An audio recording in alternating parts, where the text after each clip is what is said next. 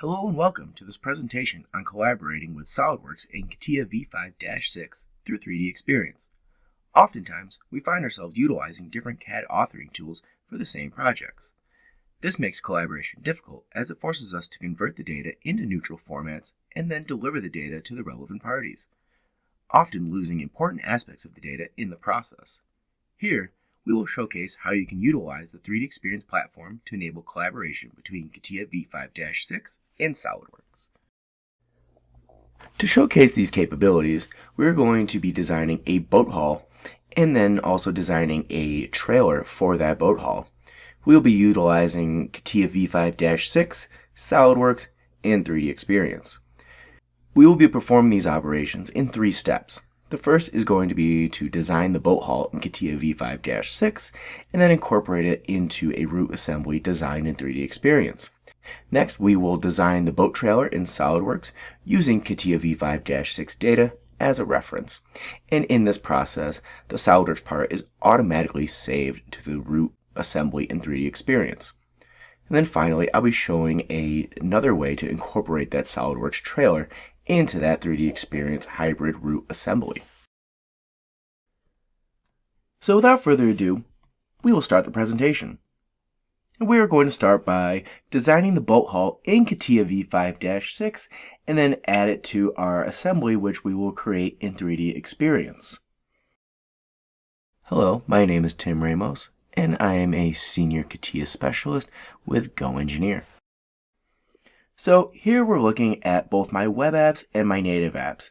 My web apps on the left being my browser-based interface, and my native apps on the right being my locally installed software.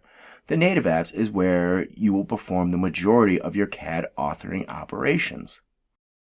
I want to design my part in CATIA V5-6, and I could do so by accessing the compass in both my web apps as well as my native apps.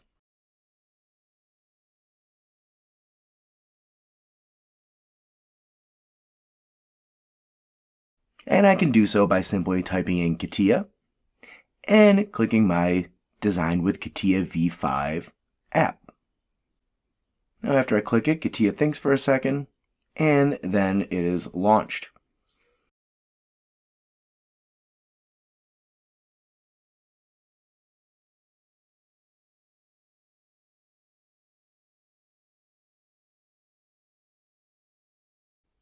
Taking a look at that interface, we see we have an extra toolbar up here for 3D Experience that allows me to create new data, open, as well as save to the 3D Experience platform. I will first start by opening data which was already created in CATIA V5-6, and I'm going to use it as a reference to design my boat hull. So here in this interface, we see we can search our 3D Experience platform, navigate to, and select and open our data. Now here we see a set of wireframes, planes, and a surface that helps us define our boat hull. I'll first start this operation by taking these wireframes given to me, and I will define the side of this boat with a fill command. First, I will switch over to my Generative Shape Design workbench, which allows us to perform our surfacing operations. I'll choose my fill command, and I'll select these wireframes to define the outer boundary of this surface.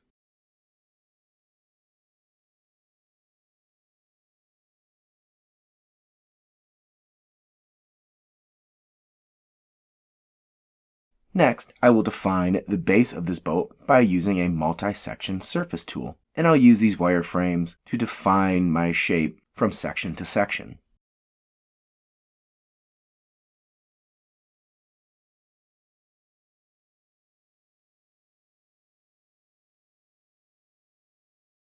Now here we notice our outer boundaries, they don't fill in completely to those wireframes.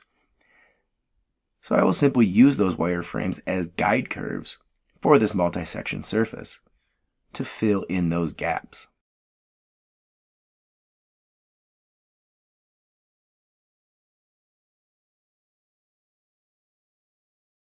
Now next we will notice that there is an empty space between the rear and the base of my boat hull.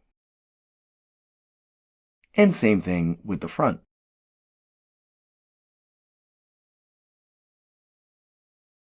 So I will fill up these gaps by using my Extrapolate command, which allows me to extend a surface that I have already built.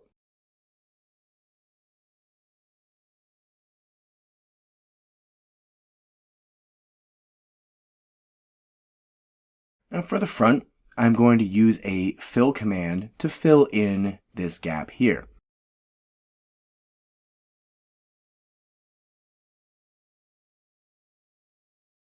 And I will use these guide surfaces as tangency surfaces to fully define my fill. So I can click my wireframe and then the surface I want to be tangent to ensure that on those boundaries my surface is tangent to these reference surfaces.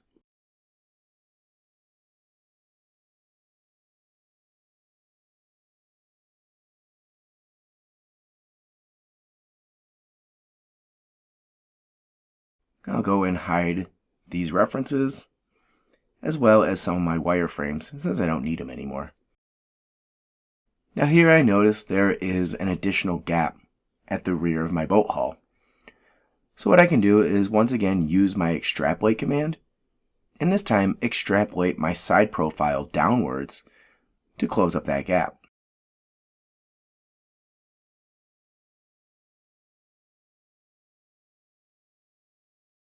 And now we see that those gaps have been successfully closed and all of our surfaces are intersecting. So now I'm going to combine these surfaces to make a singular profile. And I'll start out by using my trim command. I will trim these two surfaces together, the side and the rear. And then next I will perform an edge fillet command and add a fillet to that sharp edge that the trim has created.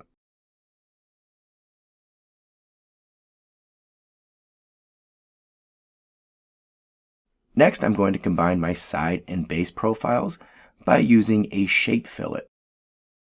Now, what a shape fillet does is it essentially fillets and trims our surfaces simultaneously.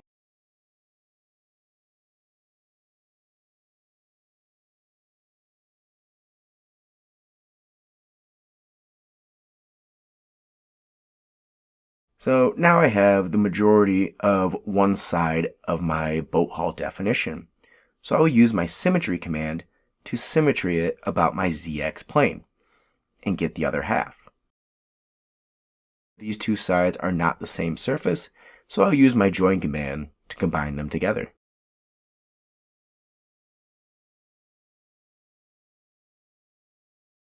While working with surface design, one will typically develop the general shape of their part and then use trim or split surfaces to cut away either boundaries or certain areas of their part that they want to remove to complete that definition. So I will perform that step here with the rear of the boat hull in an area where we need to create a bevel to support the engine mounts. And I will choose my split command and then choose the surface that I want to split and then what I'm using to split it. And hiding that surface, we see we have successfully completed the definition of our boat hull surface.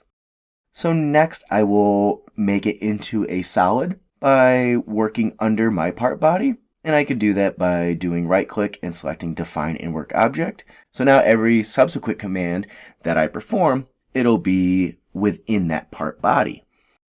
In CATIA, the part body is primarily where you build your solid geometry. And to build my solid geometry, I will switch over to my part design workbench. And I will choose my thick surface command and apply a thickness to my surface to give it a volume.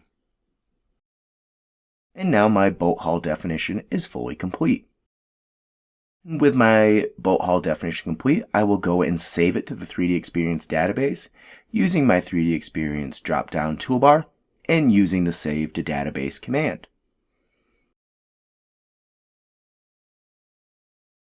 So now, navigating back to 3D Experience, I'm going to create a root assembly for us to add our parts into.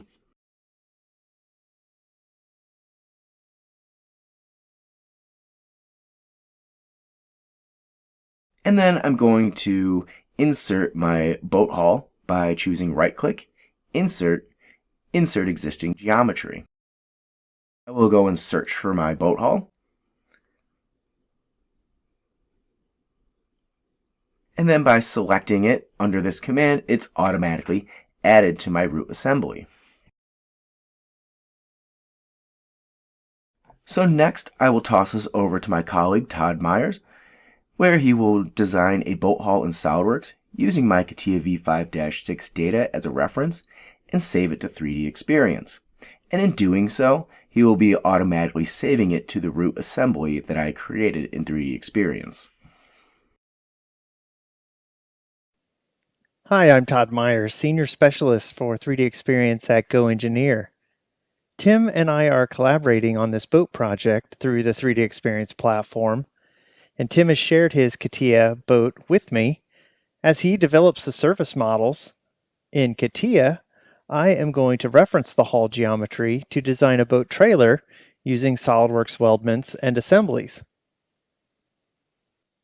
Now I'll drag the CATIA connected boat product into the engineering release app and begin defining the new product structure. With the CATIA product loaded in the engineering release app, we can create placeholder items in a variety of formats for the items we need to define, like our SOLIDWORKS assembly. Clicking on the newly created SOLIDWORKS assembly will open that and make that at the top level of our structure. And we can create a new component or part file in the context of the SOLIDWORKS assembly. Then clicking the back arrow will take us up to the top level of the product structure. Expanding the SOLIDWORKS assembly, I see the weldment we just created inside. Right-clicking or using the drop-down menu will give you the option to open whatever CAD you have selected in your preferred connected CAD app. In my case, I'm having the platform automatically open SOLIDWORKS and the assembly. You may have figured out that SOLIDWORKS is a y-axis is up CAD, while CATIA is z-axis up. So being aware of this, you may prefer to reorient your assembly or to create new SOLIDWORKS templates where the default orientation is Z up when you're working in a multi-CAD environment. Within the SOLIDWORKS weldment, I'm creating offset surface bodies of the CATIA boat hull for each of the surfaces that are going to interface with the trailer, because I want to build in some interference between the padding that I'm designing and the boat hull.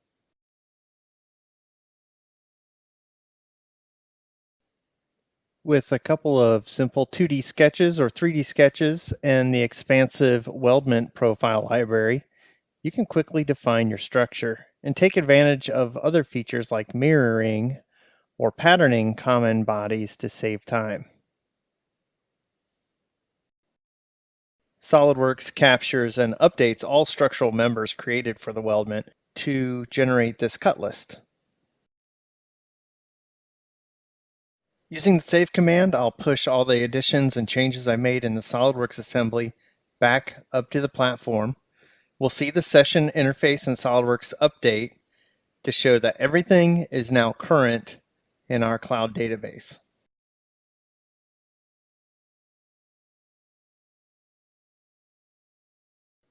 Back in the engineering release app, if I refresh the app,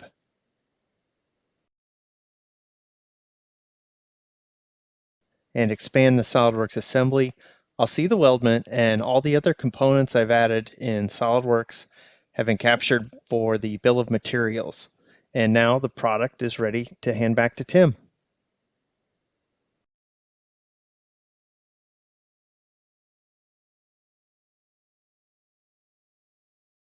As our final step, I will be showing you how we can incorporate Todd's trailer that he designed in SOLIDWORKS into our root assembly that we created in 3D Experience. I will showcase this by using my 3D Experience native apps, which once again is my locally installed software. So first, I'm going to go ahead and search for our root assembly using our unique ID identifier. And I will select right-click and open, and it will open my root assembly in my Assembly Design app. And next, I am going to search for and open Todd's trailer, once again using that unique identifier.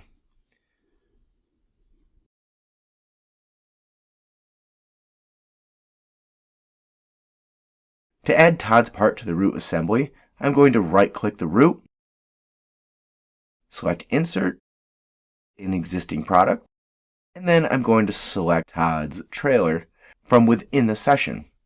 And in inserting it, I can initially place it.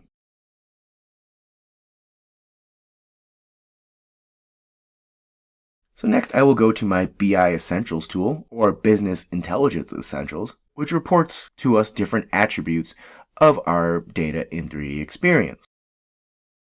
Scrolling down to my Product CAD Origin, we see that our parts and the subassemblies are color-coded based off of which CAD software they came from. We see from the legend that both the parts in 3D and in the tree are in blue for CATIA V5-6, red for SOLIDWORKS, and then white for native 3D Experience. Now in this case, we're only seeing the white parts at the root because only the root was created in 3D Experience.